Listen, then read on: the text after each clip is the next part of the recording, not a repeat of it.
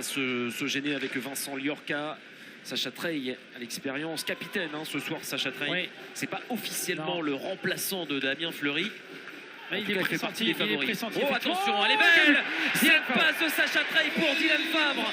La connexion grenobloise dans ce début de partie. Ça fait 1-0 pour l'équipe de France. Attention, c'est récupéré là par Alexandre Texier qui choisit de temporiser. Attention de repasser derrière. C'est récupéré tout de suite par les Slovènes. Attention, les Slovènes qui vont peut-être avoir une chance de lancer. Grégork. La passe derrière les buts. Gégli avec la chance en or. Et malheureusement, c'est une des premières grosses situations pour les Slovènes dans ce premier tiers-temps. Qu'ils ont marqué, mais les Français qui s'en sortent là. Crinon, la passe. C'est un vieux briscard de cette équipe slovène. Oh, il est passé, attention, Texier avec Valentin Clairaut. Le tir et la double parade derrière de Lucas Gracnar. Encore une belle occasion là pour l'équipe de France. C'est pas terminé. Alexandre Texier, la superbe passe pour Gallet, la déviation et le tir derrière. Arrêté par Gracnar, mais le palais qui revient jusqu'à Enzo Guébé. L'équipe de France qui reprend l'avantage alors qu'il reste moins de 3 minutes à faire avant la fin du premier tiers-temps. Quelle séquence de possession, quelle intensité mise sur les filets de Lucas Gracnar. Ouais, une belle séquence offensive, effectivement. Ça a tourné un long moment dans la zone offensive et ça s'est fini par un shoot de Gallet avec... là, on voit, ça va renverser le jeu. Quelle passe de Texier. Ça, c'est Texier qui va chercher en haut. En haut, ça shoot. Et en fait, c'est une déviation de Clairaut pour Guébé. Et Guébé marque dans la cage vide à gauche.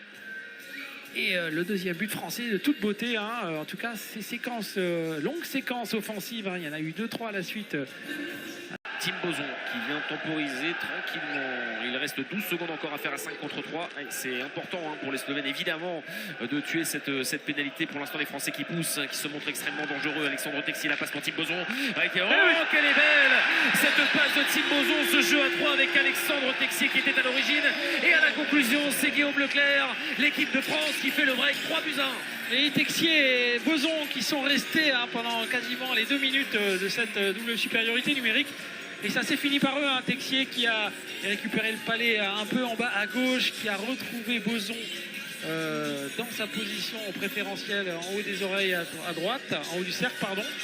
Là on voit Texier récupère le palais, il va temporiser, il va retrouver Bozon. Voilà, belle passe.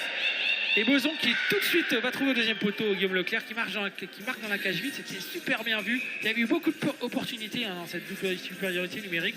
Qui permet que nos cadres ne soient pas surdébordés et ils n'aient pas trop de pression. Donc on a vraiment 4 belles lignes équilibrées. Avec le tir instantané de Pierrick Dubé qui a trouvé la barre transversale tout à l'heure. On n'a pas joué 2 minutes dans ce troisième tiers-temps que l'équipe de France récupère ses 2 buts d'avance. Oui, sur un engagement là, c'était Vallier, je pense, qui a pris cet engagement-là.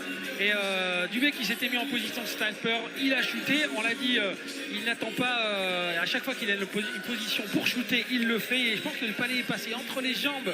En tout cas, ça a touché l'arbitre. Ouais.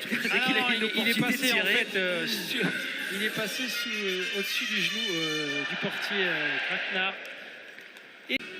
Allez, engagement en zone offensive. L'équipe de France qui pour l'instant a un avantage assez confortable. 2 buts d'avance. On dit qu'il reste 9 minutes encore à faire. Et tout reste possible. On sait que ça va très vite en hockey sur glace. Toutes ces deux formations jouent en back-to-back. Oh, attention, le tir lointain qui a été dévié, poteau rentrant.